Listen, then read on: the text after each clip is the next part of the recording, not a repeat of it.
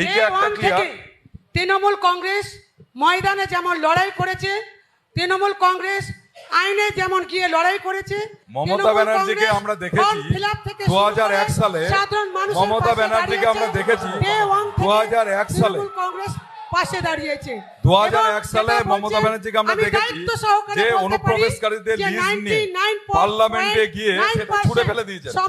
আর আজকে তিনি আবার কি মন্ত্রে সেটাকে সাপোর্ট করছেন, এটা তো আমরা বুঝতে পারছি না। তিনি এসআর এর পক্ষে কথা বলেছিলেন 2001 সালে, আর আজকে কোন মন্ত্রে তিনি আবার তার বিরোধিতা করছেন, এটা বুঝতে পারছি না। বিজেপিকে আমি প্রশ্ন করতে চাই, যে ইস্যুকে কেন্দ্র করে আজকে এসআইআর, যে অনুপ্রবেশকারী এখানে আছে, রোহিঙ্গা ঢুকে আছে, আমি আজকের দিনে জানতে চাই অনুপ্রবেশকারীর সংখ্যা কত। আজকে অনেক জায়গায় গ্রামের পর গ্রাম এসআর ঘোষণার পর অনেক জায়গায় গ্রাম ফাঁকা হয়ে গেছে, কলকাতার বস্তি ফাঁকা হয়ে গেছে, মানুষকে পাওয়া যাচ্ছে না, মুসলিমদের নাম কাট করা ছিল বিজেপির মূল এজেন্ডা। অনেক জায়গায় আসবো অম্লান।